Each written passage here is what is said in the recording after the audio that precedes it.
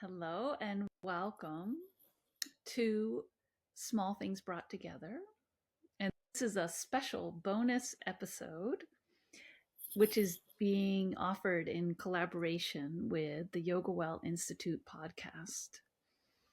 And I am delighted that it brings me together today with jess demshar, who is the offerings director. We'll In clarify business, this. yeah. Chunky little title, offerings and business director. Yep. And business at Yoga Well. So, just by way of a quick introduction, Small Things Brought Together is an ongoing series of conversations with artists and others about the creative process. Now, in its sixth season, Small Things Brought Together is a long format conversation. So, we have time to really dig in, circle back, sit in silence, and get beyond the sound bites of what is the creative process. And as we've discovered over our 6 seasons, it's not one thing. And it's in that spirit that we are having this episode with Yoga Well Institute. So just because many people who may be familiar with Small Things Brought Together may not know that in addition to being an artist, I am a yoga therapist and have led, in particular, amongst other things in that realm, led a class called Yoga and Creativity. First with my own yoga school called Atta Yoga, and then happily with Yoga Well Institute. And so welcome, Jess. Thank you so much for being here and collaborating on this today. Thank you. Welcome. Thank you. I'm excited to dive into this, and hopefully shed some light on why we wanted this class at the Yoga Well Institute, why it's important, where the overlap is, and just all the nitty gritty of how yoga, creativity, so many things are actually one and the same. We just don't tend to think of them that way. Yeah. And, maybe before you give a little more introduction of yourself, I just want to say that for this episode, it's coming immediately after the first episode of the 6th season, which I did a conversation with Jody Hojin Kimmel Sensei, a rare twin spin episode. And Hojin Sensei is the abbot at Fire Lotus Temple, which is the Zen center of New York City. She's also a working artist.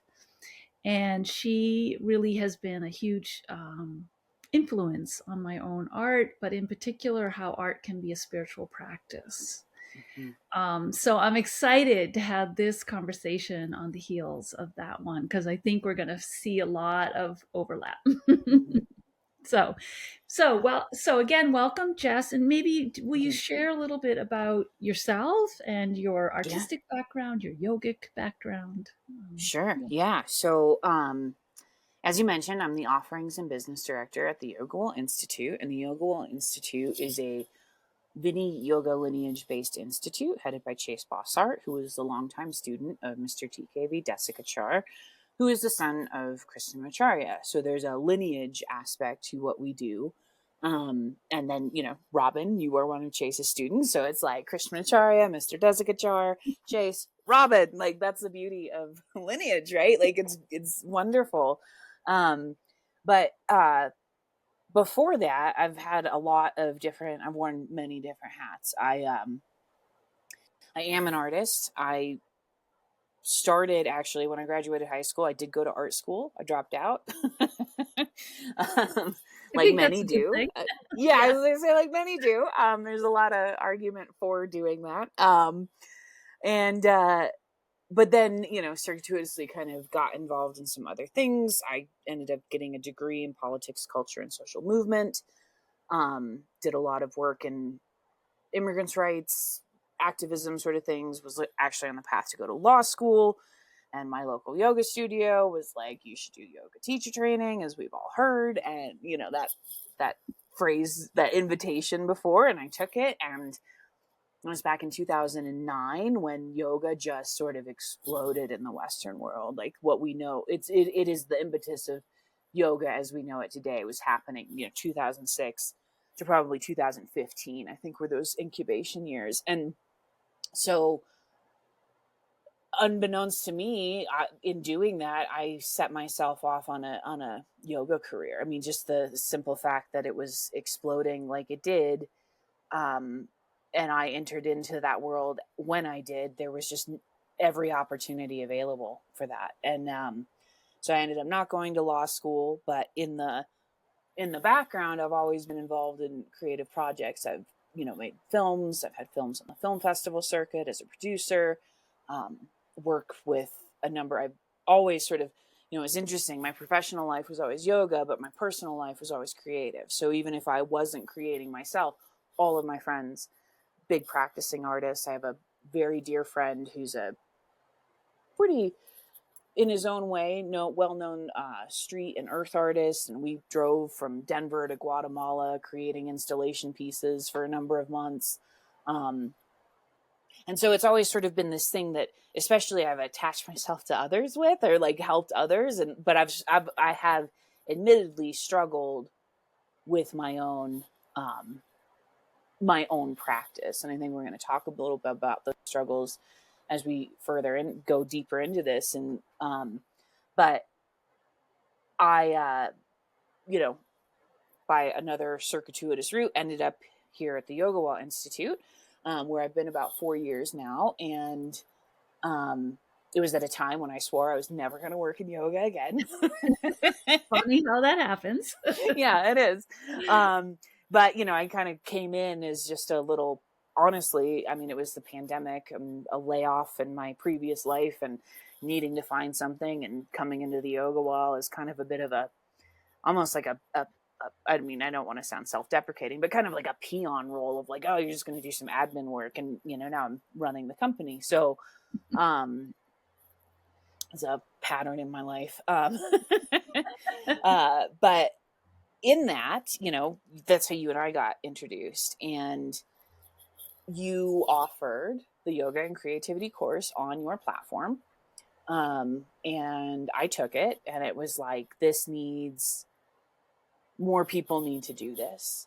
Because I took it at a time when it was like, hey, it's too long of a story to get into all of everything, but I've made a lot of life choices in the past. I mean, the pandemic sort of puts a weird thing on timelines. Like, Yes. I want to say 4 years, but it's really 8. Because, a lot happened in my life when the pandemic hit, as it did for everyone. But I had really been making conscious choices to move into this space of a more creative life, whether in work or in general, but, recognizing that I have some struggles there. And your class came in at a time like that, and it was like, oh, right.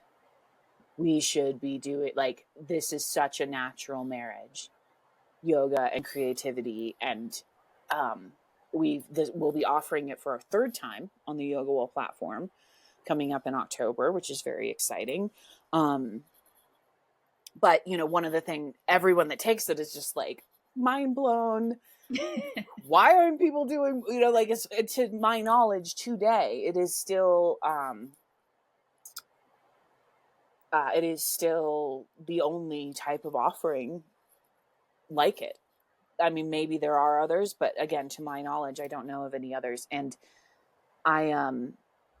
it was just like, more people need to do this. I wish more people could understand how these things complement each other, just like spirituality, just like, and so, one of the things we had talked about is like, hey, let's talk about it in this sort of platform, and hash it out in a way that, a marketing email or a Instagram post or any of those sort of things just don't capture. Yeah. Yeah. Yeah. And I think, well, I'm super interested, and maybe will be another conversation for us to have, but I was actually just talking to someone yesterday about doing social activist work as a spiritual Mm-hmm. practice. as a creative practice. So it's Mm-hmm. interesting that you have all three of those threads running through you. Um, Mm-hmm. yeah, super interesting. But I think, just like yoga has a lot of misunderstanding about like who can and can't do yoga, are you supposed Mm-hmm. to be young and white and female and bendy, Mm-hmm. or it's creativity also has a lot of these, yeah, just goal like barriers put up. People put up Mm-hmm. barriers thinking, Mm-hmm. well, I'm not creative. I mean, if I had a nickel for every time I heard someone say that. I didn't read the article, and we're not going to go down an AI rabbit hole because I could go off. But I saw a headline for an article of something about how, hey, AI is opening up the world of creativity to everyone. And it was like, what are you talking about? Like, this is an innate thing, right? This is something that, like, Yeah. and what we're really talking about is a state. It's like, no, this idea that it's compartmentalized to a body of work, to a time, to a studio space, to any of these things is so, it's such a big misconception. And like, um Yeah. yeah, yeah, we'll kind of dive into it more, but the idea Yeah. that, AI is allowing people to be Yeah. creative, it's like, no, like, Yeah, and I think just like, when I think about yoga as a way of just being alive as a human being, mm, making the most of this experience. mm, I think creativity is same. I have two children, and it watching them, go from newborns to now adults, and seeing the way that they are, that like, and I'm just using them as the example because that's the most close intimate example I have had in my life of watching that process. But I know it's universal really, is we come into the world so curious and like sponges, just mm, wanting to learn, like that impulse to understand our world. And mm, I know as a mother, it became my sort of goal to mm, never, yeah, to sort of try to keep the fewest hindrances that would interfere with that innate curiosity. And so that's why I truly believe that every single person is a creative being, because mm, we're all, that's how we enter the world. Yeah. mm. Absolutely. um yeah, you just said it so perfectly. I want to leave it there because, no, like everything, there's barriers. I mean, even, and the argument can be made that, hey, we enter into the world in a state of yoga, in a state of balance, and it's everything else that throws us off. And then we get this idea that somehow, like, we exist out of balance, and that's the norm. Yeah. um but really, it's like, no, like, this you know yoga is a way, just like creativity is a way of expressing humanness, Yeah.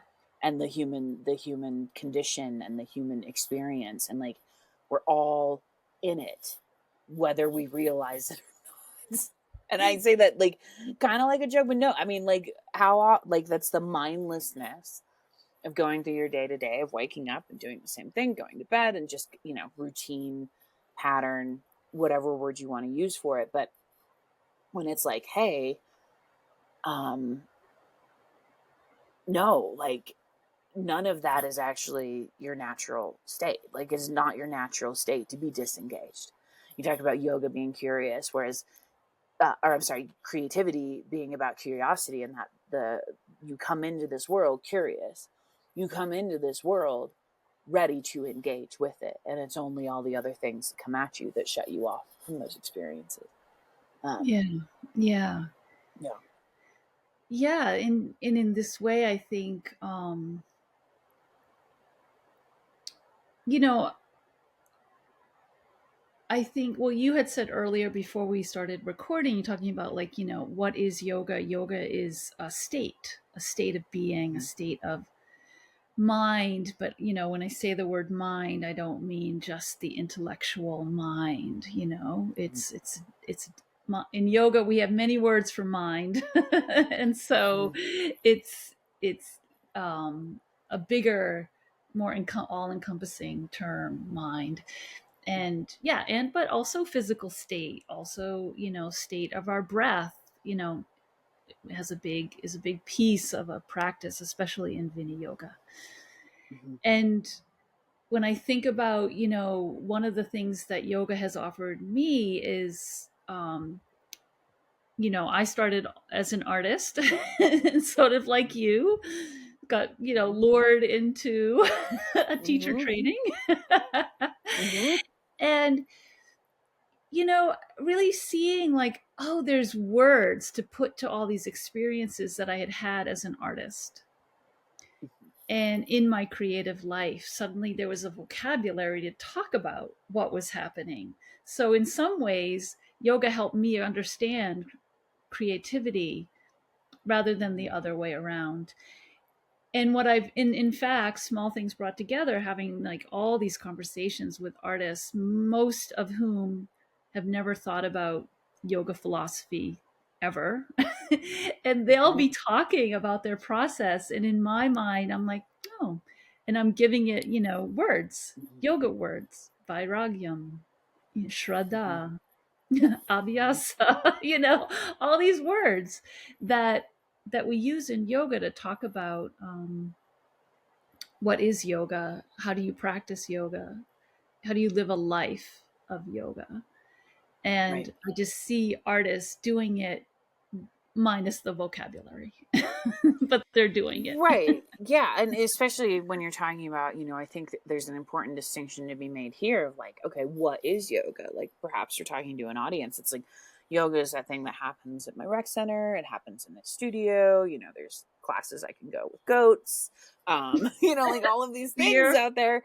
Yeah. There, I was living in Denver for 20 years and, there's a lot of like blaze and bow, they're like cannabis related yoga now and all this stuff. And it's like, okay, that is, I need to make the distinction that is so far from the yoga that we do at the Yoga Wall Institute. And in fact, at the Yoga Wall Institute, one of the things we talk about constantly is that the hardest thing about getting our message and the good work that we do out into the world is that we have to use the word yoga, because it comes with all of these different connotations where when we really look at what we are much more of a spiritual and personal transformation center that uses yoga as its modality, specifically more than anything yoga philosophy. So within that, it opens up what yoga is to a whole lot of possibilities. And, we primarily practice in a way that is with a personal teacher or mentor, as we refer to them at the Yoga Wall Institute. You are a personal teacher and mentor to many. That's a yoga therapist is another word for that. The more sort of Western professional word. But in that relationship, what you're doing is you're navigating life first and foremost through yoga philosophy and sacred text and ideas and concepts. And then there are things like the breath, the meditation, and the asana, and all of these tools that help you contextualize the philosophy. Yeah. So when in talking about like yoga and creativity especially, um we're really talking about like these ideas, these concepts, not like, hey, you know, and I'm not saying this doesn't work. I'm a big believer that everything works for somebody and Yeah. there's something for everyone out there. I don't believe, and in fact, it's a philosophy we have at the Yoga Wall that we're not in competition with anyone, because we're only going to help the people that are looking for us, that we're right for. Like I can't force what we do um, onto anyone. Right. If anything, what we're trying to do is just making sure that the people looking for us find us. Yeah. But so it may be really helpful to some people to go, that they've got a weekly class or a teacher that they like at their rec center, and they go and they do asana and they come out and their state has changed, and like that is a sufficient space. um but what we're really talking about is like, how do we take all of these tools of yoga to set an intention to direct our state? And that's the Yeah. yoga and creativity, because in many ways, if you look at yoga as a philosophical practice, um, with different tools that include breath and meditation and asana, what you're actually looking at is a lifestyle, or it's all encompassing and all the time. Yeah. Just like, if you have a in-depth spiritual practice, like there are ways in which that permeates everything in your life. It is not just the Sundays you go to church or the days you Right. go to temple. It's a integral part of who you are and something that you practice. And then yoga is the same way if you choose to approach the practice in that way, and then you take that the next step, or the logical sort of, I don't know. I mean, they're all the same point. It's just whether we're using yoga, creativity, or spirituality. Like, creativity is a state you exist in. And one of the things that we do in the West is we compartmentalize everything. So people think creativity is then, oh, creativity is when I'm like sitting at my typewriter writing my novel, writing the next great American or Canadian novel, whichever it is, Right. like, and it's like, well, you know, if that is your identity, which is something that, we talk about in yoga all the time, like if your identity is writer and you are deeply attached to that identity, and for whatever reason you're experiencing a writer's block, well, then that's when the dominoes fall, right? That like all of those things about your state, like, well, you can't get into a creative state if it's not writing. You aren't, you know, all of these things if it's not happening in this capacity, because you're so attached to that identity. But if you say, hey, actually, I want to set an intention to live in a creative state. My preferred medium is writing, yeah. But if my state is that of creativity, well, then maybe writing's not really coming right now, but there's a cooking class being offered at a restaurant that I really love. I'm going to take that cooking class, and I'm going to do these other things, like whatever you're exercising, right? Because it's, I think you had mentioned in our sort of warm up conversation, it's when you view these things as state, they're always working, even if you don't realize it. Yeah. So that inspiration to add, cumin or coriander to a recipe that you usually make, like, that didn't come out of nowhere. You didn't like clap your hands and say, go creativity on, and then, spice up your own recipe. My husband has his master's in poetry from the Naropa Institute. He was Anne Waldman's assistant for a number of years and studied under all those beat poets. And he had a mentor that always told him, that emphasized that all of his students like have a practice that they're not good at, right? Like if your medium is poetry, like go out and take a painting class Yes. and like, like constantly be doing things in that vein, so that when the time to shine is there, you're opening it, but you're also challenging yourself and having to think and shifting into a different form of state of like, hey, like I'm currently in a ceramics class, and I'm probably never going to be really good at ceramics unless I spend the 10 grand to make a home studio, which is not happening anytime soon. But just having that space, just knowing that time, like it's like, it's not my preferred medium. It's not my favorite thing. I don't recommend ceramics for the faint of heart. There's, as we always Yeah. joke in class, like there are 1,000 ways something can go wrong. And just, towards, this is my teacher's finished piece, but like, along the way, there's 1,000 ways that this could have broken or not been in existence. So it's not for the faint of heart, but it's a great practice, and it's just a different avenue, and it's that Yeah. state. It's that constantly chasing that state, just like perhaps in your yoga practice with your mentor or your god. We in the Vini yoga tradition, you do work with someone outside of yourself. It is not something you can self-direct. Yeah. And there's Yeah. very maybe you can speak to that more, but it's very intentional that someone outside of you uh, has the insight in that you can't see for yourself. And I think that's true in creativity as well. I think I'm a huge believer in people telling you you need to step up in your life. And I think creatively, you should always be finding groups of people who are willing to say, hey, I think you can, like you can grow, try Yeah. this, push. It doesn't, I mean, not cruelly, but I live outside of Santa Fe, and so I'm very surrounded by all kinds of art. And it's very clear to me that there are a lot of people that do not get feedback. Well, one thing I've learned a lot. So, like you, I went to art school. I think you said that. Yeah. And I didn't drop Mm-hmm. out. I hung in there. But, Congratulations. I don't know. I wanted to by the end, but I didn't. Um, but, but one thing that I got taught in that art school setting, which I think is a reason that people are scared of doing something creative and sharing it, is it was like a kind of harsh criticism, Mm-hmm. critiques. If you Yeah. weren't crying by the end of the critique where you really critiqued, right? That Mm-hmm. was the attitude then. I don't know how it is Mm-hmm. now.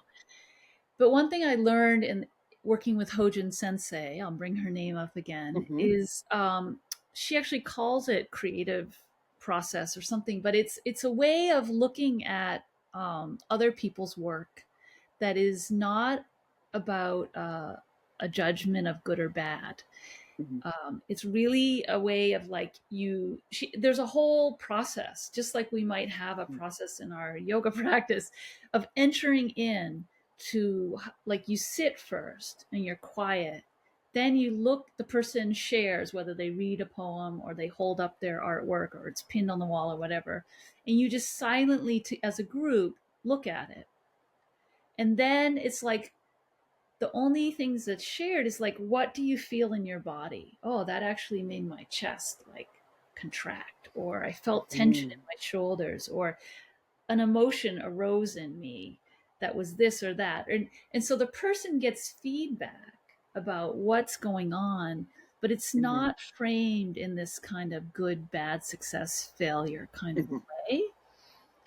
And my experience of that, being a part of that, being a recipient of that, and observing others, being the recipient of that, is that it's such an invitation, because it takes that harsh piece out, and it really Mm-hmm. just looks at everything on its own terms.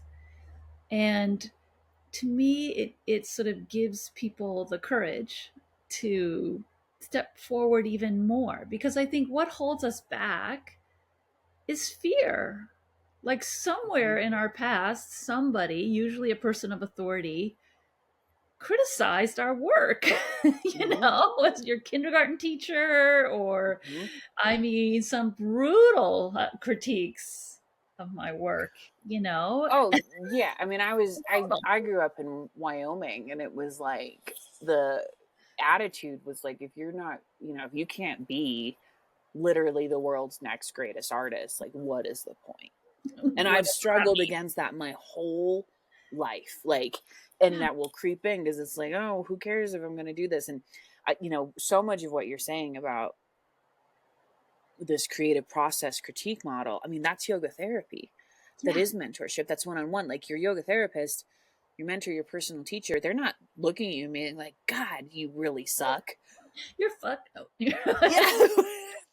I mean, Robyn, I could get salty. I don't want to, I mean, so I'm reining it in because this feels like a gentle podcast, but I could, the salty language is one of my specialties, but, no, but it's like, no, your yoga therapist is like, well, what happened? How did that make you feel? Do we want to change Yeah. that feeling? do we want to shift that? And when I say people in the creative world should have some sort of feedback loop, that is what I mean. I don't think harsh criticism. I believe everyone should do all of these things all the time. I think it's open to everyone. But I also think that you are doing yourself a disservice if you don't seek out uh, a, a community support system that will give you that, and of peers. Yeah. This is one thing that I think art school is good for, is that you can establish a peer network, or something along those lines. Because while I dropped out of art school, I think I used more of what I learned in art school on a regular basis than the degree that I got, than like all these other Yeah. professional things, just in because it's not, people think, especially in a world where everything has been made, AI is allowing people to be creative, digital imagery. I mean, I started art school at the time when like those worlds were really blending, and it was like there was a stark contrast between the people who could do the thing by hand and the Mm-hmm. people who could do the thing Right. with commands. And I admit that I personally have a little bit of like uh animosity might be too strong of a word, but I'm not a huge fan of digital illustration as a Mm-hmm. practice, if it's your sole practice, because the fact that you can erase your mistakes as they happen, like you're not actually flexing certain creative muscles in your brain. Just like with photography, like it was years before I switched off of film to digital photography, Mm-hmm. because if you don't learn how to shoot on film, that's why you have 100 pictures of the same flower. Of course you're going to get a good one. Right. But when you were Right. shooting on film, you had to be really conscious, because if you had a roll of 24, frames, you may get, if you got 16 good pictures out of that, that was huge. Right. And it's about training what you see, like how you go out in the world and see things, just like working through your mistakes Yeah. is how you start to create, like, because the thing is, it's like most creativity, most finished products that come out of a creative process, whatever it is, they're the result of the process. And if you think that, like, if you see a painting, like, none of this work behind me is mine. These are thrift store finds and different things. But, like there's some portraits there. And it's like, that's not the, for most people, there are certain artists that have a ability to see and put down. But these things didn't have a, they're the end product of the process. It's not like an artist is like, hey, I saw this vision and I put it exactly down on the paper, exactly like it was in my head. um Well, if I may. yeah, yeah. I mean, I think even probably whatever's behind you is just like a part of a continuum of Mm-hmm. process. And when I originally conceived of this class, it was really like coming, like seeing very clearly this relationship between the what the Yoga Sutra said about the how to do yoga Mm-hmm. and how I do art making, and realizing they're identical. And a big piece of that is like, oh, there's no such thing as a mistake because it's all Right. part of the process. And Yes. there's an artist who I believe lived in New Mexico or Arizona at the end of her life, Agnes Martin.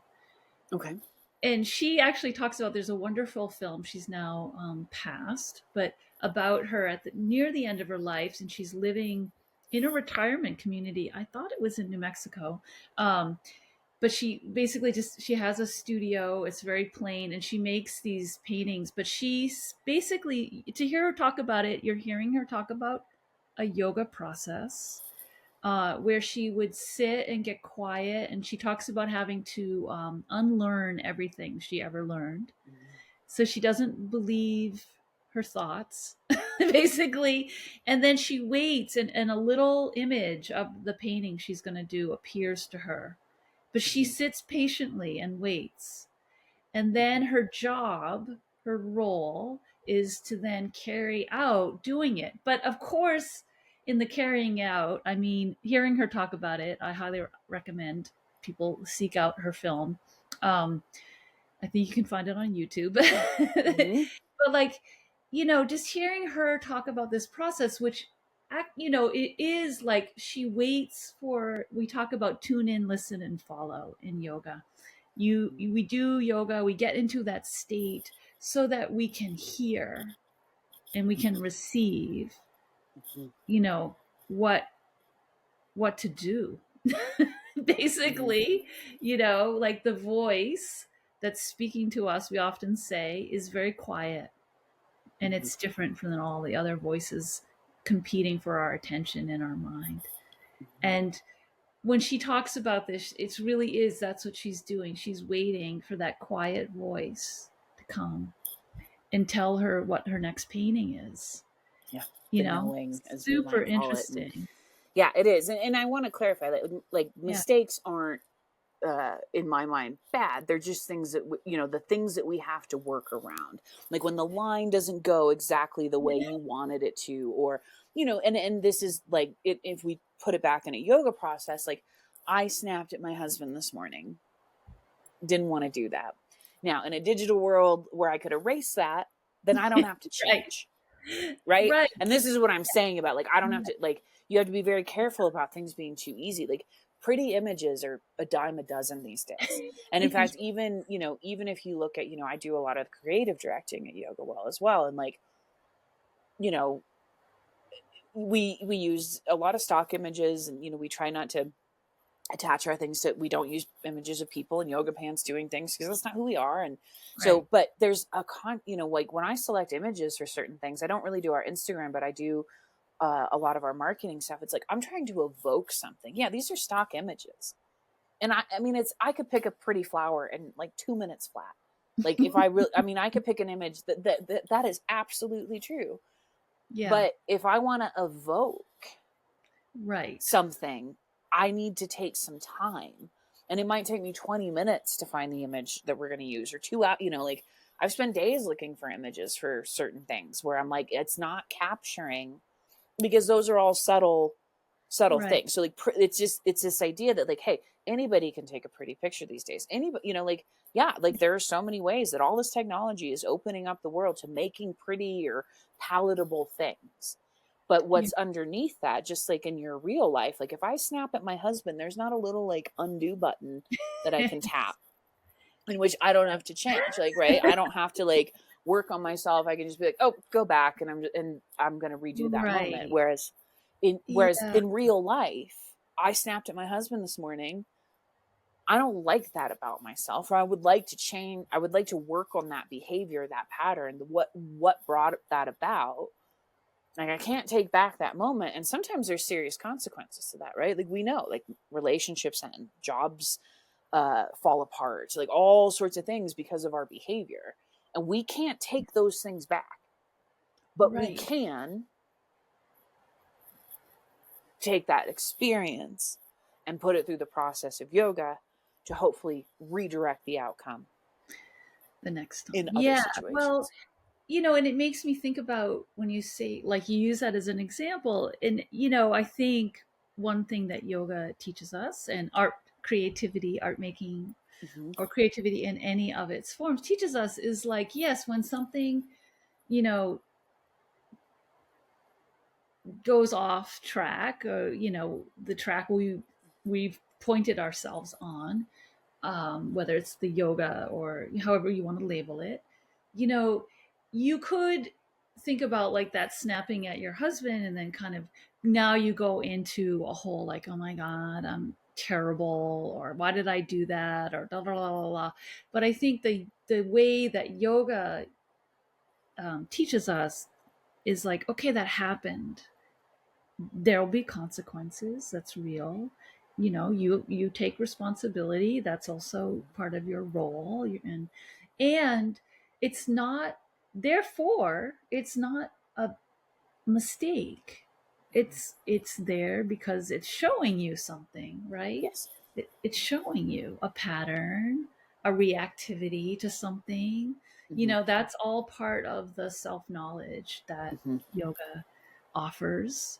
And Yeah. I think creativity offers, Well, you right, know, because the mark or the word that goes awry or the, yeah. all of those things that you say, okay, well, gosh, I wrote this entire chapter with this one idea, but when I go back and I read it with these other 3 chapters, like it Yeah. doesn't work. It's a great, and sometimes they're great ideas. Like how many great ideas are on the cutting room floor? Uh, the biggest film project I did it's a doc short with, it's about actually the artist that I traveled with called From Australia with Love, LOV3 is how that is spelled. So, um, From Australia with Love, LOV3. I think it's on Vimeo still, but man, the cinematographer Dan Gibb and the director, it was a very small team on this project. So we all wore multiple hats, but that guy can shoot the most beautiful imagery. I mean, he's incredible. Um, but our original cut of the film I think was 38 minutes long. I maybe something around that. And, actually through my yoga teaching, I was very fortunate that a yoga student of mine, Daniel Young, who won the Oscar for documentary short making in 2011, he was my yoga student, and I was like, I'm kind of doing this weird film thing. Like, I don't know, maybe you could talk to me. And he came on and as a producer, and in working with him, uh, the final cut I think is 7 minutes and 8 seconds. Mm. And I can't tell you how the beautiful things, like the amount of edits we went through every time it went, like every time we went around and around, and it was like, nope, not working, nope, not working. And every single person, this is why I think teams are critical, or peers or something like that, because every single one of us wanted to call the final product at one point, and somebody always held out, right? Like whatever version it Yeah. was, somebody always held out and said, nope, let's do it again, let's try this, let's do this. And again, like the beauty that was left on the cutting room floor Mm. is so Mm. much, Mm. and the Mm. final product Mm. is so stunning. Like you don't know it's missing. And that film went on. We were selected for the Aspen Shorts Fest, which, if you are at all familiar with film, it's a huge deal. It was the first film we had made, and out of 3,100, we were one of the 70 selected for competition. We, I think, had a 8 film festival run with it. I mean, it was just an amazing experience, but it took, I mean, the amount of tears, these things aren't necessarily just like in yoga, the amount of tears.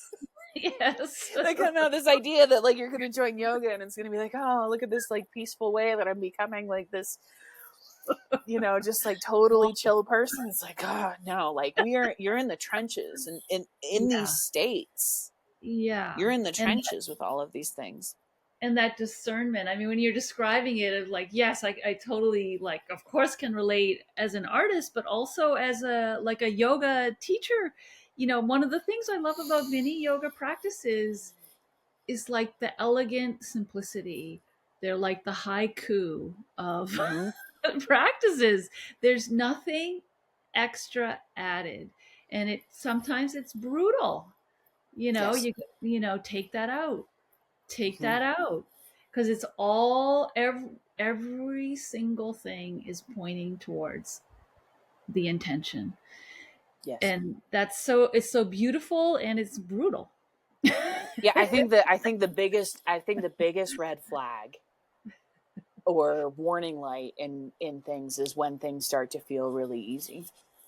Yeah. Because at that point, like you're not, and truly, like it doesn't have to be torturous, but you don't evolve. I don't want to put any sort of qualifiers of whether that's a better you or a better product, but it doesn't evolve in stasis. And stasis is really comfortable. Yeah. Stasis is so easy. I mean, we all had periods of our life that it's just like, God, I've woke up and I've done the same thing every day and like nothing's moving. And it's really easy to do. It's so easy to like We wake live. up and just do the thing over and over, or to if you are a Yeah. creative, if it's like, God, I'm really good at this one thing. And and again, here in Santa Fe, it's like there's artists, and there are artists making money, not like little amounts of money, but money painting the same painting over and over and selling it to different people for $10,000. And Yeah. they call it, like, I don't know. I'm not going to judge that, but it's like, where's the growth? Like, where, like, that's so easy for you to make this gorgeous painting. So Yeah. what's the next thing? And it's rampant here. This is one of the largest art markets in the world.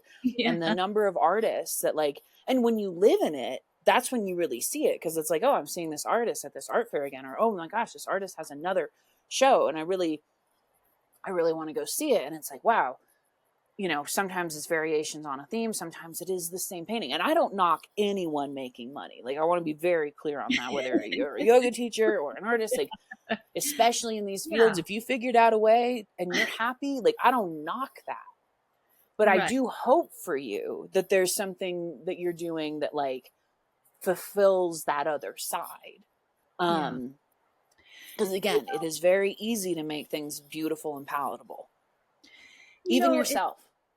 exactly. Yeah. Mm-hmm. It's funny. Yesterday, I, s- I s- on very short notice, substitute taught one of Amanda Green's asana Mm-hmm. classes, which happens on the Yoga Well platform. Mm-hmm. Just with like, I don't know, barely more than an hour's notice. It was like, by any chance, are you? I was like, okay, and and it's gentle. It's her gentle Mm-hmm. class, and so she sent me the practices at the end of the month. So this was going to be like the wrap up of the month. There's a theme for the Mm-hmm. month. So she sent me the previous 3 practices, and I was so struck of like, oh, gentle, or you might say simple, doesn't mean easy. Like, what was going on in that class? I was like, oh, oh, okay, we're Mm-hmm. going here? Really? All right, Mm-hmm. let's do it. I'm down for it. But yeah, it was a moment. And I was like, oh, yeah. And, just to also again reference Hojin Sensei, she does something that I've done in yoga and creativity, which is drawing the breath. So you just make a mark on a page, usually with both hands, pencil or pens, or doesn't matter, on and Mm-hmm. just draw the inhale, draw the exhale, make a mark. Don't even call it a drawing, just call it, make a mark on the page, and then just follow your breath on the page, you know and it's so simple. But to your earlier point too, there've been times in my life where I've had a creative block. I mean, I was just talking to someone, like, when I was going through perimenopause, I'm going to say it lasted for years. Mm-hmm. I didn't want to even admit it to myself. I kept telling people, I'm on the cusp. I know Mm-hmm. it's going to come. And then it was like, Right. ugh. 4 years Right, later. because that's identity too, right? You're the artist. You're the, like, if you're not Cute. like, how do you separate, like, hey, this isn't the thing that defines me in your eyes, isn't happening for me right now. So Cute. therefore that identity is like saying, but I'm still an artist. Still me. But you know what was one of the best things was like, all I have to do is sit there and make a mark with my breath. It does not need to be more than that. I mean, I'm sort of getting chills just remembering it, Mm-hmm. actually, because what a teaching, Mm-hmm. And I think in the Vini yoga world, it's like, yeah, you can do headstands and arm balances and complicated choreography on the mat, or you can actually be tuned into your breath and your experience, and like lift your arm and genuinely be curious about what's happening, and then exhale and bring it down. And the whole thing is in that. Mm-hmm. The whole thing is in that. There's Yeah. nothing left out in that experience, actually. Yeah. Yeah, my yoga, where I don't want to go too deep into the details of it. I mean, the story's out there. There's no secrets or anything. But I come from a very corporate yoga background, and I also, I had a massive impact on the yoga community I came from. But there's not a single picture of me in a yoga posture on the internet. And but I had more individual students. I think it was something the last it was brought up at the time that it was a corporate studio with multiple locations, but in the time that this was brought up, I'd had something like 135,000 individuals take my yoga class. And let me Wow. tell you, from that perspective, like the people who could do, like, on the whole, this is a generalization, but like by and large, the thing that I noticed is the people that did the most yoga and the most complicated postures were the biggest assholes. Like, I've you heard know, that before. yeah, I mean, like, no judgment or anything, but it would be like, like, I mean, I would be going to the studio, and I had some very popular classes, and we would open up early, and people would be rushing to get in to get their spot, and I would be at a stoplight driving to open the studio, and I had students, the best students, the strongest students, the ones with all the beads and the, like, karma is my, friend sort of t-shirts or whatever. And they would I'm not kidding you, they would drive around me and flip me off because they didn't realize it was me, because I drive a stick. I drive a 2006 Jeep Wrangler, and the gear, I've had it for 13 years, but the gear would stick. And like one time this happened, the gear stuck. I didn't go right when the light turned green. And the student who was always next to me, the mat next to me, whirled around, flipping me off and honking. And the look on their face when they saw it was me, it was just like, but one of the classes that was actually to that point as well, that was one of the most popular. And I took this from a teacher way back when I started practicing, but we built towards a 4-minute hold of downward facing dog. Oh. And you talk about simple, like all of those people who kick up into handstand and all this other stuff, they actually hadn't built shoulder girdle strength. They actually hadn't, like, we take for granted that the foundation is always the strongest thing. And that's in your creative practice. That's in all, whatever that is, whatever the foundational space is. Like, yeah, it's really cool. It's actually really easy to do a huge mural. I mean, people don't understand that, but to blow something up really big and to chart it out in grids and to use projectors and all of that stuff, like, it doesn't take a lot. They look big. They look fascinating. You're like, oh my gosh, that's a huge accomplishment. And it's like, well, it really, I mean, I had an art teacher that was like, the hardest thing to do is go small and to capture those details in like a small space, or to evoke something so simply. I kind of lost the thread there, but the idea being that, like, we get so caught up again in the end product, when, just like your house, if that foundation isn't good, I mean, how many people have tried to buy a house and found out the foundation's cracked? Right. And it's no good. Right. It's just, it's got to start in that simple space.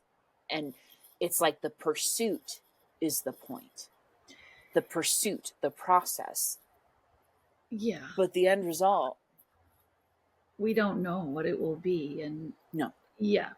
And of course, maybe the people doing handstands today are the people with the bum shoulder in 10 years. We don't know. Someone. Oh, I strongly recommend, especially, and this isn't just yoga, this is fitness trends in general, from CrossFit to, I mean, whatever the trending thing is. I tell people all the time with young kids, like, get them to be like the O word in medicine, osteo, whatever it is, the shoulder, knee, and hip, and because we are destroying our bodies. Like, our American culture of like faster, harder, stronger, and crazier are just, it's just like, yeah, I can't think of the word, whatever, but whatever the doctor is that replaces your joints, like, your kids should do that, because they will never be out of work, because we're all going to age in 25 years when they're graduating. We're going to need them. Yeah. And I mean, even, anyway, to circle it back to like creative process, there's also, like you were describing, to put the pressure on ourselves to always be producing something at some kind of masterful level, or the great novel, or my best work ever. I always have to be outdoing. It's like that also is unsustainable, you Mhm. know. And I think about, the evolution of an artistic practice or creative practice really is just like in the yoga practice, is really, um, we talk about this word shraddha, and Krishnamacharya, who you mentioned at the beginning, is sort of our great grandfather, yogic great grandfather, said a mature practice is a practice of shraddha. And shraddha being like faith in the process, the courage of your convictions. That's one definition I've heard, which I like, and in this idea that actually takes results out of it in a certain way. Like you can Mhm. remember, like one of the definitions or the of the process is remembering, like, oh, right, like, oh, that time I yelled at my husband and then I apologized and we had a conversation and it actually turned out like better. That's cultivating shraddha in your relationship, in the strength of your relationship. And the time when I did a whole project and I got a big grant to do it, and the outcome was the pits, actually one of the Mhm. worst. This comes out of my history of like, whoa, that was not a great project in the end. It didn't Mhm. ever come together, even though I got the big grant and I did a whole Mhm. bunch of work. Mhm. Even to this day, still feels in my mind unfinished. But Yeah. it didn't mean I stopped being an artist. It was like, okay, all right, noted. Like as I move forward, what was it that got in the way of that project? Mhm. Actually resulting in something, Right. you know so yeah, I think it's sort of endlessly fascinating. And when we take the pressure off ourselves, and just like you said, creativity looks like cooking dinner and getting bold with your ingredients, or the truth is we're creating all the time. Mhm. Getting up and doing the same thing that you do every day is still Mhm. creating something. The question is it creating what you What you hope to want. be creating? Mhm. Right? Yeah, no, 100%. And I mean, it almost starts to get super meta, right? And that, like, it's like, no, like, you create this experience every day, and then you have to say, does the experience serve you? And like, what is, I'm really comfortably sitting in a space of, we live in a 200-year-old adobe here in northern New Mexico, and it's a lot of work we have to do. And my biggest art project is this home. Oh, hello. And all your animals. And yeah, we have a small little animal rescue here as well, and so there's always a friendly beast poking their head in.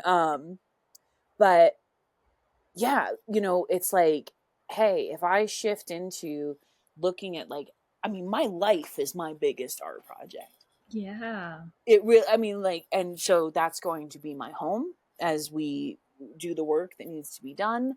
That's going to be my marriage. That's going to be um my job. Like, it's going to be all of those things, because at the end of the day, yeah, I mean, in another note, like, okay, I live in this massive art. There's a lot of art. You mentioned, lots of artists have lived here for various reasons, and that's very evident in the thrift stores and the estate sales. Because at the end of the day, you're gone, and all that stuff you're leaving behind that you think represents you as an artist, it might not mean anything to anyone.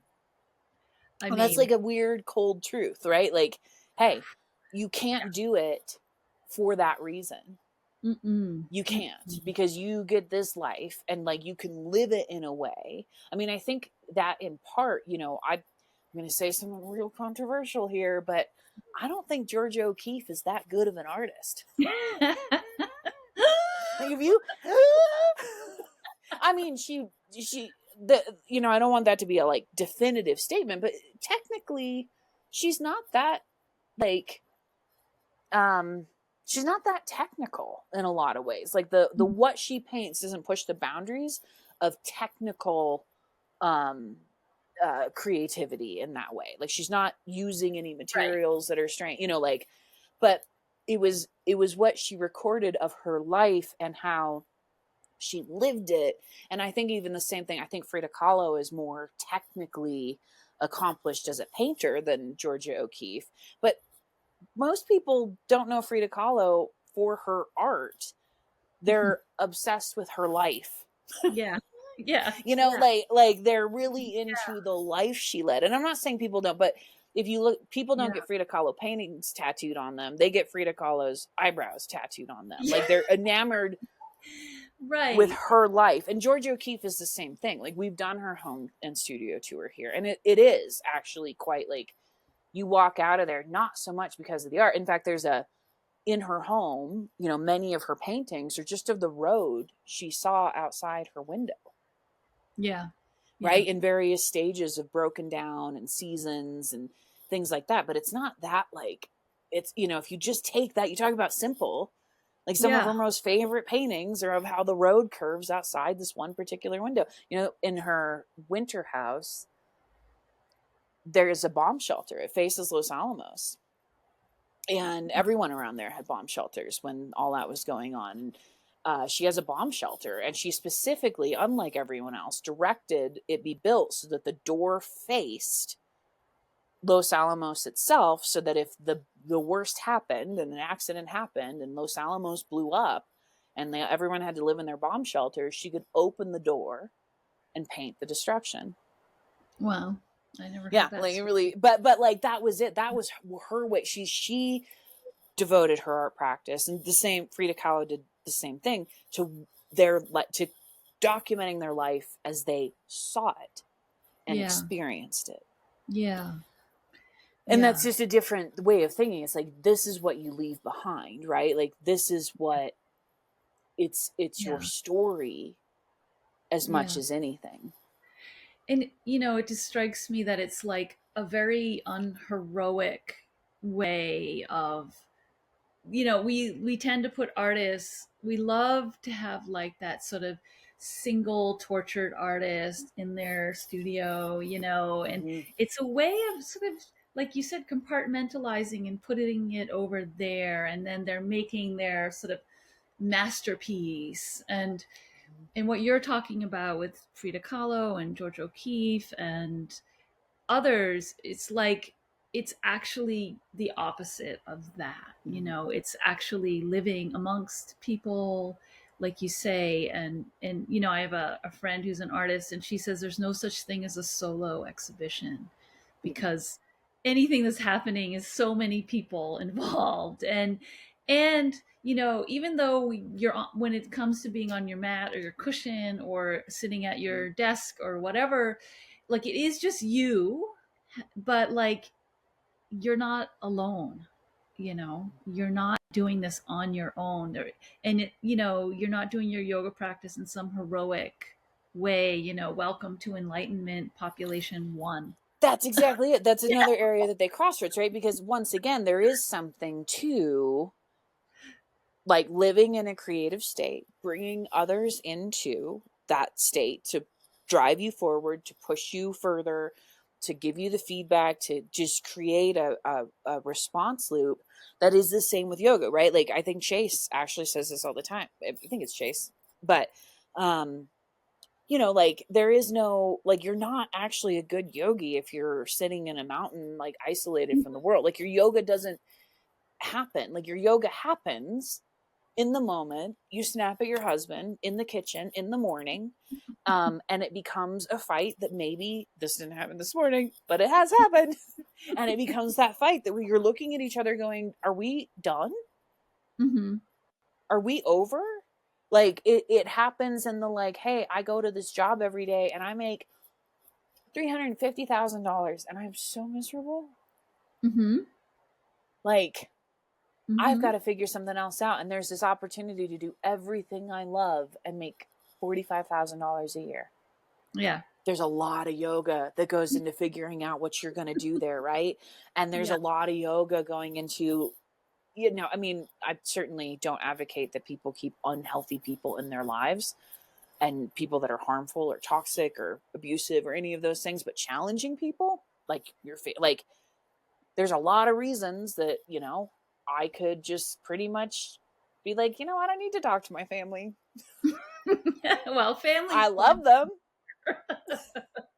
but like there's a lot of challenge there.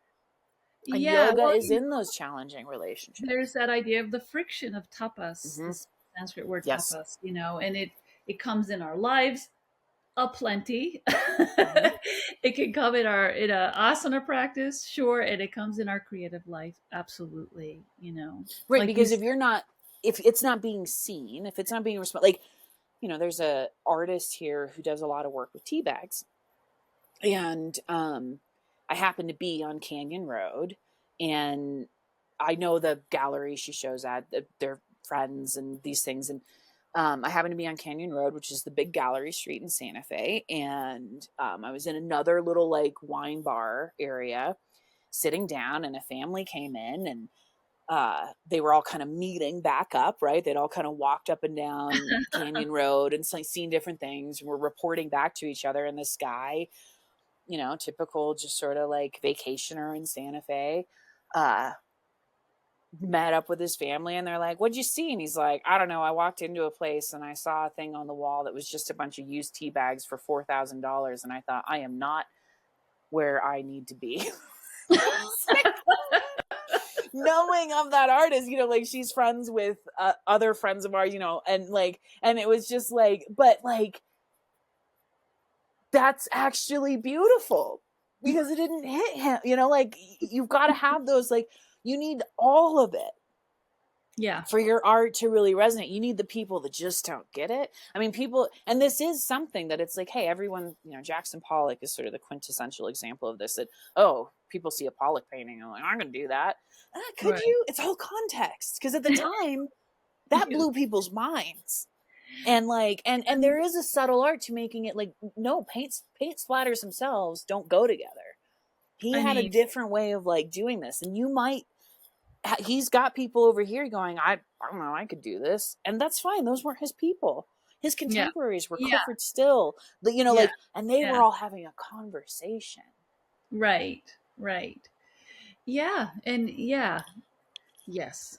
Yeah, but like it's that conversation, just like, again. And so you have in your working in your life, you have relationships, and they're not just about having the relationships. They're about, you learn about yourself through these avenues. And if Yeah. you want help with that, you've got a yoga therapist, at least in this lineage. That's how we look at it. And if you want to be create like that external space, those beyond you are just so. And that's what, going back, like, let's circle it back even to yoga and creativity. So here we have, this class, and a lot of people are like, what is it? And, we had a student in the last one that like kind of came in going, so are you going to teach me how to paint? Are you going to, like, she's an engineer, very like, had Right. this brain that was like It was about very technical. color theory. She asked me about color Yes. theory, and I Yeah. was like, Okay. That's what it was. Yeah. Color theory. yeah, yeah, yeah, And yeah, no, that's not all at all what we're doing. So maybe let's talk yeah, about what we do. yeah. A wonderful meandering way to get Mm-hmm. here. But yeah, so everything we just talked about, you know, yeah, so the class, it I like to think it's for everyone because it could be someone who's like this person, really is an engineer and has, in her own words, a very linear way of thinking. Mm-hmm. And so, how beautiful that she stepped up into this thing she didn't know what it was going to be, Mm-hmm. to connect with something that felt quite outside of her comfort zone. And people have been there like you who have a creative life, but maybe it's been on hold or somehow not been central, and it's like a reconnecting And there's been artists who have a, an active studio life who are just curious, like, about, like, what does yoga have to do with this, Yeah, and some of them super successful musicians have been in that class. And I yep. mean, I do want to credit, like, some of the stuff that I'm talking about are connections I made through this class. Like, hey, I mean, like, looking around being like, I don't have a typical, like my whole life story is this super creative meandering thing that's actually very interesting. Like, my home is very interesting. Like, Yeah. I'm putting out creative process all the time, even if I don't know it. I might not be intentionally in that state and I need some help there, but um I mean, your class really helped, and the way you built it around yogic concepts and different exercises. I mean, we do writing exercises, we do Hmm. exercises where we make a mark using our preferred tool, we do, there's Yeah. all sorts of different, I think part of it is there is no medium in a creative process. Like, that is an identity. If you consider yourself a painter, if you consider yourself a this, if you consider Yeah. yourself a that, like, that is an identity. And it's okay. It might be where you're most comfortable. It might be where you thrive the most. But Yeah, again, and sometimes that's right where you get stuck, right? mm-hmm, So we always start with a practice, right? So by practice, what I mean is, sometimes I'm like, maybe it should be called yoga and meditation, or creativity, or and meditation, because mm-hmm, when people hear the word yoga, I know people who have not taken the class because they're like, I don't want to do chaturanga or whatever, and I'm like, right? it's not that, it's not that. So it's not, we're not doing usually yet to ever have us do a sun salutation, I think. So it No. really is. So the practice, what do I mean by that, is like there's intentional movement connected to breath. Sometimes we use a chanted mantra. So there's sound sometimes. There's usually some kind of directed visualization connection.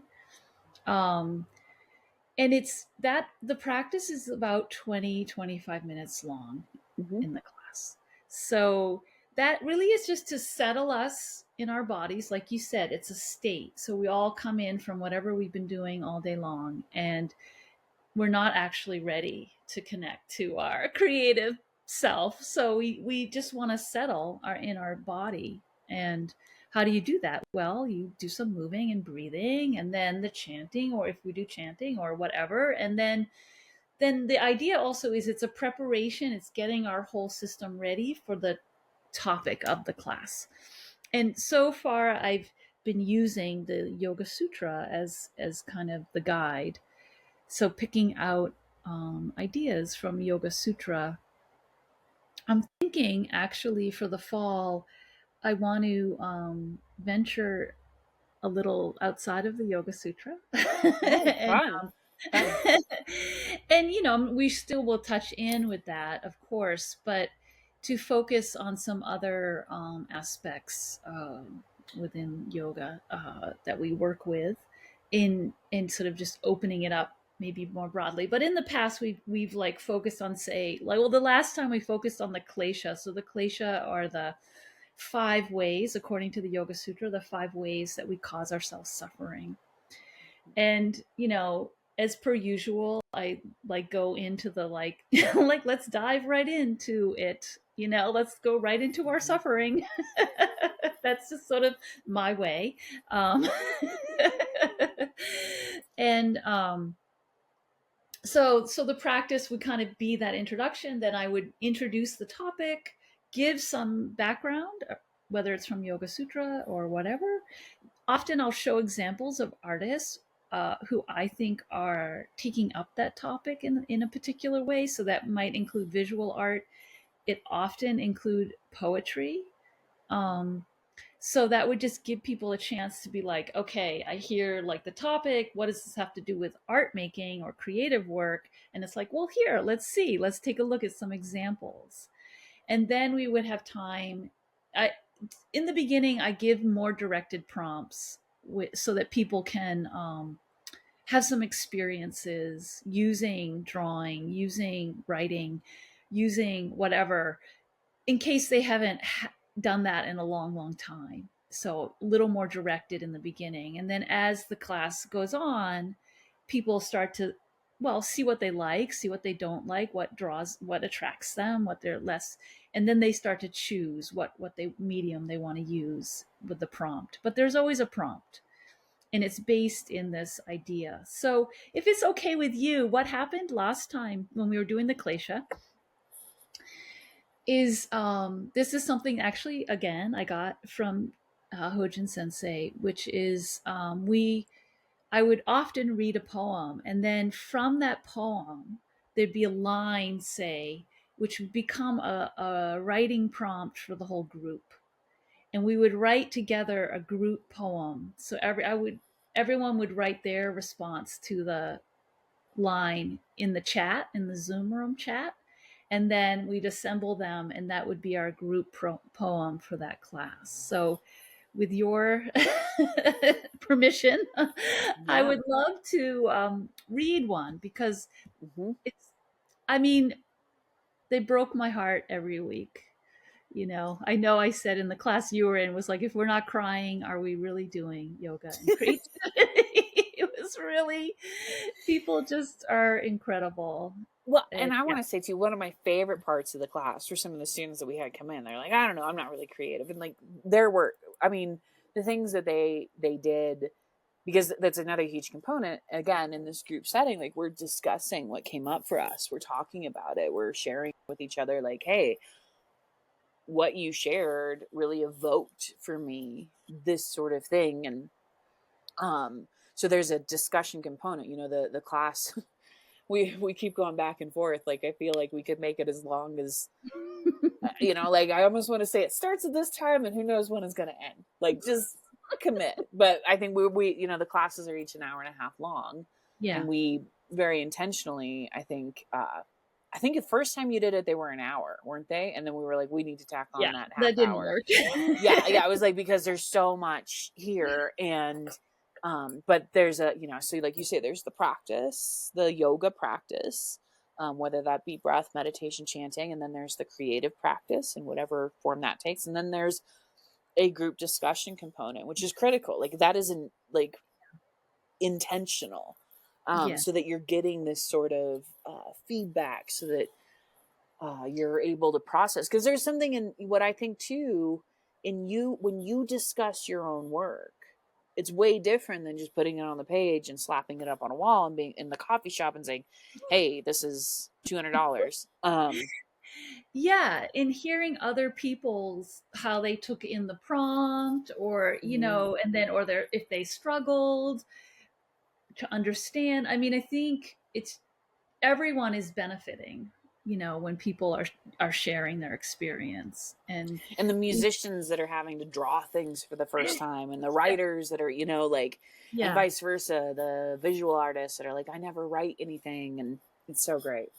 yeah, it really is so Kind of great. going Yeah, back to that, like, do things that you don't feel comfortable. Like, it's not that you're bad at, but that you're not comfortable in. Like, again, that is where you grow, right? Being able to put a line down on your iPad and not liking the shape and just undoing it and getting the line you want.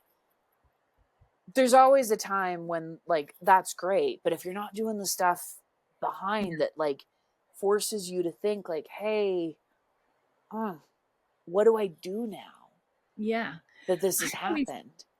I always think we're like our most alive in those moments when it's Yeah, actually going the very well. problem solving. It's a skill of I mean, it's literally problem solving. And most finished visual artworks or written artworks or any of those things, like, you do a lot of performance art, and that's a whole different field. But the thing that gives you a finished product, like that, is just a ideally you're looking at a bunch of problems solved.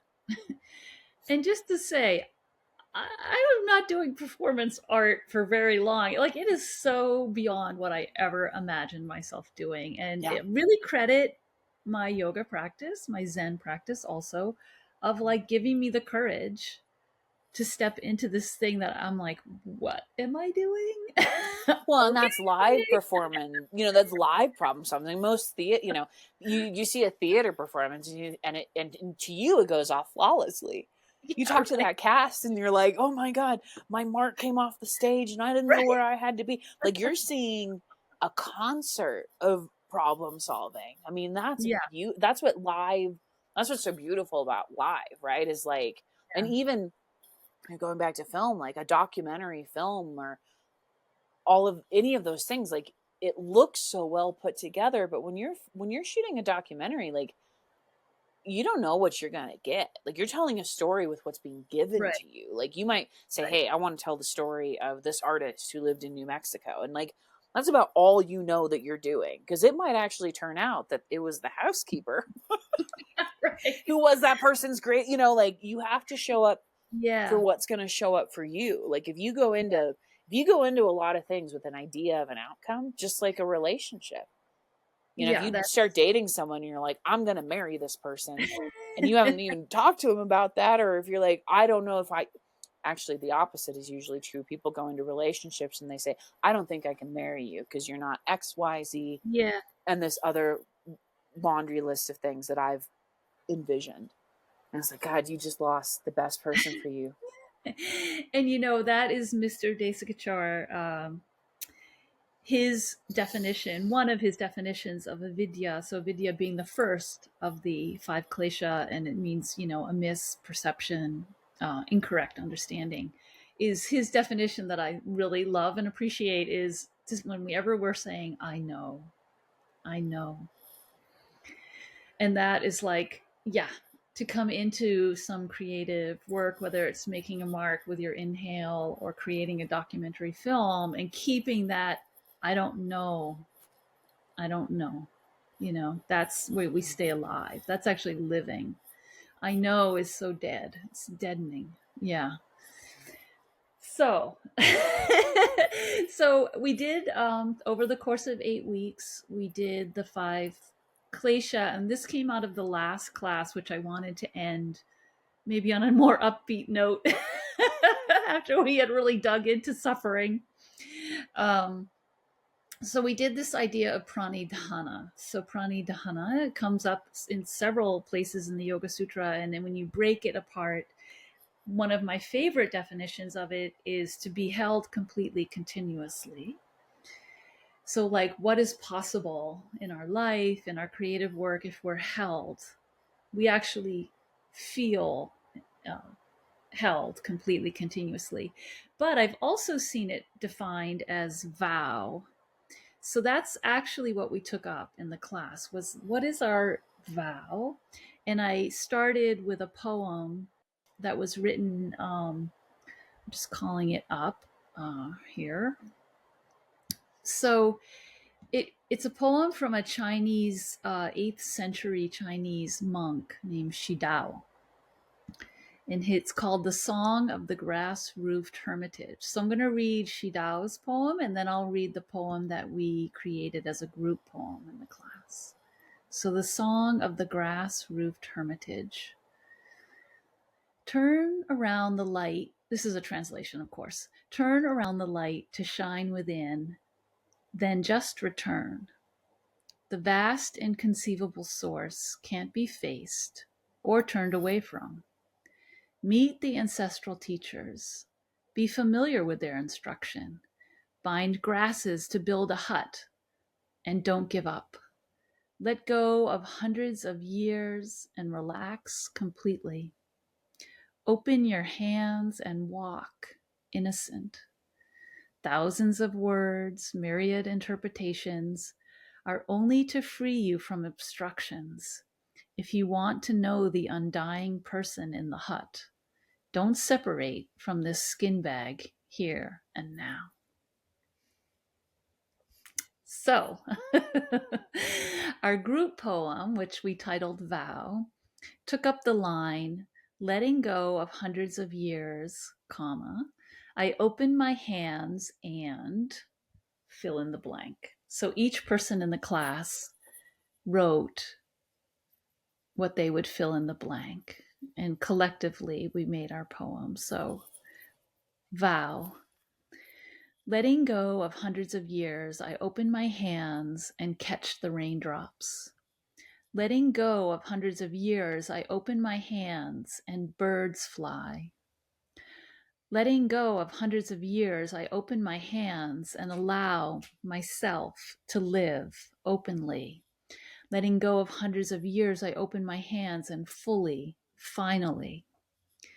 Letting go of hundreds of years, I open my hands and breathe in the infinite freedom of letting go of hundreds of years. I open my hands, and that was always there. Letting go of hundreds of years, I open my hands and free the bubbles.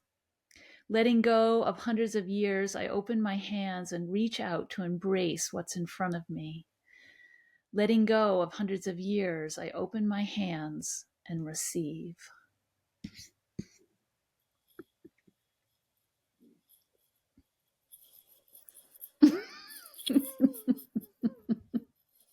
I mean, that's what's so cool, right? I think people don't, one of the biggest misconceptions about yoga, creativity, all of this is that, like, if you just follow process, if you're just in pursuit, like, the outcome is noteworthy. Trust. Yeah, it's like, just letting that, I mean, and if, like, full disclosure, I was not in the third or in the last iteration. I was in the previous two, but so this is my first time hearing that poem, and we didn't do that in the iterations I was in. And that's also, like, in this yogic and creative way, like, the class is evolving. Like, in Vini Yoga, I think it was Desikachar, I think, studied the Yoga Sutras 7 times, right? He went all the way through over years and did it again. I think he studied him 7 times with his father, Krishnamacharya, Yeah. if I'm correct. And we that's another hurdle we have a lot with people when they come into our world. It's like, yeah, no, you just kind of start. Like, we have these yoga philosophy discussions, we have all of this, and, like, there is no beginning or end point. Like, right now, the Yoga Sutras discussion is, I think, in chapter 3. We have a sacred text discussion, which is currently in the Bhagavad Gita, but it's really kind of more like, I mean, we don't use this language in our public marketing, but it's like Bible study. Like, if you're looking at going to church, you don't say, hey guys, I want to start with chapter 1 verse 1. Like, it's like, Right. no, Let me you're know. starting, Yeah. we're all the way into, like, the New Testament at this point. So you Yeah. jump in, and these things that come from oral traditions, especially, like, that's how they're supposed to be. Like, if you were learning this back in the time when most people didn't read, like, they would show up for the teacher and the teacher would teach, and each one, while they can be linear, stands on their own. But the idea being that you study these things over and over. Like, you don't just do the Yoga Sutras and then you go on to the next thing, and, like, the Yoga Sutras remain 25 years in your past. And it's the same thing. And, like, and in this way, you see it evolving. Like, you're evolving this class based on your Yes. experience, because in Vini Yoga, you start to teach to deepen your studentship, which is Yeah. not the way we really frame it here in the West. But, like, you are growing, you are doing the class over and over. And, at the Yoga Well Institute, we encourage this. And so, when, if it, for instance, with yoga and creativity, the first time you do it, it's a full price class. Like, that's the way we do tuition waivers, and we really do work with people to get people in. So I try to mention that all the time, that if you are serious about studentship, um, there is no barrier that we will not work with you to find the appropriate place so that Yeah. you can come in. But it is but just generally speaking, we also hold our value, and, like, we price our offerings so at their value, and so that you, the teacher, can, again, I said earlier, I do not begrudge anyone for making money. And in fact, we all have to put food on the table. But that being said, it's a regular price class. But once you've done it, you get to do it again for half off every single time it comes around, Yeah. because every single time it's different. Absolutely. And if you really want to commit to this, and that's the same with our trainings, You know, Hmm. like even our big trainings, it's like we actually encourage that you do you know, our trainings are designed so that if you do our 300-hour deepen your yoga program and 6 years later are feeling stuck, you come back and do the deepen your yoga program again because it's Yeah, not the same. it won't be the same, It right? won't be the Yeah, same. It never will be the same. And right.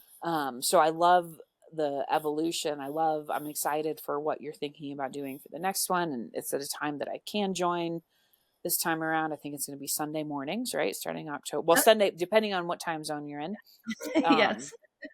I think Sunday, October 20th is the 8 week start. I think we are looking at 9 a.m. Pacific and Yes. noon Eastern. Um, you'll see that it's not up on the Yoga Well website. Well, depending on when this goes out, just look at the Yoga Well Yeah. website, Yeah. and it may be up at that point Yeah. for enrollment. But no, I mean, I love that that's what came out, and that a bunch of people that we just got to bear witness to a piece of art from a bunch of Yeah. people that probably Yeah. everyone listening to this doesn't know, or maybe Yeah. if you were a part of that and you might not recognize, like, gosh, hearing it all these months later, like how I your little mean, piece, how they all go together. it's so yeah, and also, because we didn't do it in every single class, but it did kind of. It was so rich every time. It was just always blew my mind how it would come together, and it's by writing one line you don't have to feel any of those feelings about like, oh my god, I'm not a poet or whatever, just like write a Mm-hmm. couple words, okay. you know and so I one thing which I have not done yet, but I promised and I will do is create a zine for everybody in the class so that they can have their collection of poems, the inspiration poems, and then the poems that we wrote together. So everyone will have their little book of poetry. Yeah, that's amazing. That's so cool because then you've definitely, as this progresses, and we're hoping this will be the second time this year. Yeah. I'd like to see it 3 times a year on our calendar. Um, but it's quite a body of work that you're amassing Yeah. with everyone. Yeah. And And the other thing we have a discussion group. I should mention it's this platform River. But we mhm. every new cohort we add to the same discussion group, which you'll always be a part of, whether you're part of the active class or not. And people will post their work, and it's another way that, like, you might not be in the class, but you'll be getting the notifications of some of the discussion that's happening, and you're welcome to join. And it can also just be that, like, little push, like you get this notification saying, hey, um I did this. And see, I mean, going out, this is a little bit the artist way, right? That you do all these exercises in keeping with I mean, the theme is so constant. I'm actually reading a book now, um and I can't remember the title, but it's a part of a 4 book series, with the first book being My Beautiful Friend by an Italian Oh, author. Yeah, the Neapolitan Diaries. the Neapolitan Diaries. And I'm in the second book, and there's a very studious girl character in this book, and I was just reading last night. I mean, the universe conspires in different ways, but a section where she said she really decided to devote herself to studying, in which everything was studying. So when she Uh-huh. sat down to lunch, she studied how she made her sandwich. She studied, like, Mhm. and it's just Mhm. this is, again, that's the same thing that we're talking about. If you set that intention, Yeah. that the intention is moving into being, in yoga we would say it's like cultivating balance, right? Balance in your life. Like, you set the intention for yoga to permeate everything, Yeah. um so that and like you say, you might not know it's working. It might not be a conscious thing, but, like, the example we kind of talked about earlier was like, hey, I didn't snap at my husband, I didn't say that snarky thing this morning, that was on Yeah. the tip of my tongue. But hey, something actually un un unconsciously came in and said, just Yeah.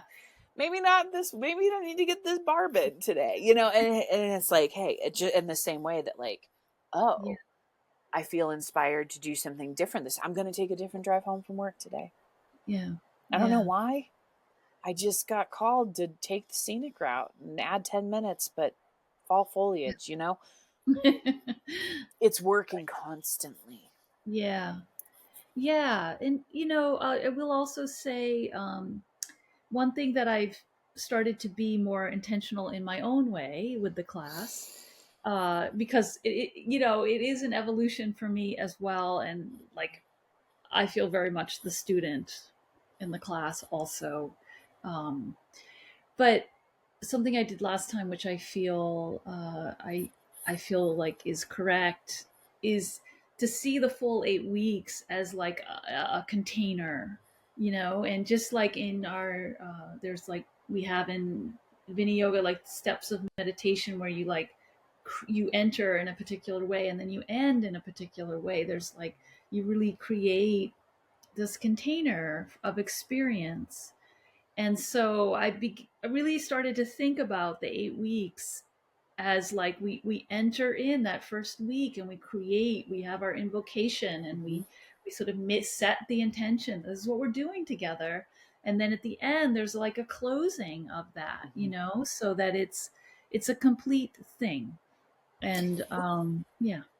Well, and that's what's so beautiful. Like, I mean, the beauty of Vini Yoga, because that what you're doing is so Vini Yoga, right? Like, because any one of those 8 individual classes can be done on their own. They do Sure. not need the ones prior or the ones after to be completed and to have a full experience. And in fact, our meditation courses on our platform are like this, and they're you are often a teacher of our 15-minute breathing and meditation course, and it's like, hey, every month there's a start to this sort of idea, this concept, this intention, and you go through 4 weeks, and if you do those meditations, there's this experience that is sort of intended, and that's very much a Vini Yoga thing. We do have, while we do a lot of, we emphasize the personal relationship, there Mm-hmm. is the opportunity for a little bit of group, right? Like um but it's very specifically intended. Mm-hmm. And so by the end of the month of meditation, whether you're in Chase's yoga for meditation class or 15-minute breathing and meditation, it's like, hey, here is this arch. But if you're busy this time and you really can only drop into this one, the second week, you're going to get a full experience. Like you do Yes. not have to, um, but that ties into, again, like the Yoga Sutras. Like, hey, if you only study 3 lines of the Yoga Sutra, you're going to get a lot out of that, Yes. right? Yeah. Like if you only ever hear 3 lines of the Yoga Sutra, just like people quote Bible verses or these sorts of things, like I don't want to make too much of a tie in there because that can be problematic, but it helps to anchor it in something that a lot of us know and are familiar with. But like, you're going to get a lot. And Yeah. if you go through the whole thing, You'll get sure, more. there's a benefit starting at the beginning and going to the end. But you know what? Your experience starts where you are. Yeah. Right? Like Yeah. that were the very first it's the most it's, the entire Yoga Sutras is encompassed in that one word, in that first line. Yep. And as the alchemist, you go all the way around, end up you're standing on the treasure the whole time. And yeah, Yeah. it's so Yeah. great to see all the way these themes, and that's a body of work too, right? That's creativity. Like you can look at an Right. artist's entire repertoire, Right. or you can just see the one painting, and it can be a Yeah. profound. Yeah. Right. Right. Yeah. Yeah. All right. Well, I Yeah, sort of anyway, we've been talking. It's been yeah, great. Thank you, super Jess, great. for Thank you, Robyn. I look forward to it, and yeah, look, a continued collaboration in all these ways. absolutely. Yeah. Yeah. And if you're hearing this and you're interested, it's the Yoga Well, yogawell.com. Just really short and sweet. Well, you'll be able to find yoga and creativity and any of these other classes. Because again, we will be offering this multiple times, and I know Yeah. yoga. Robyn puts it out in her email too, so you can find it both. Again, Yeah. Yeah. whichever avenue you enter in, Yeah. And we'll put them in Come the, join I us. always put it links in the Yeah, description of YouTube. So they'll be love that. there. Yeah. Thanks, Jess. Wonderful. Thank you. We'll talk to you soon.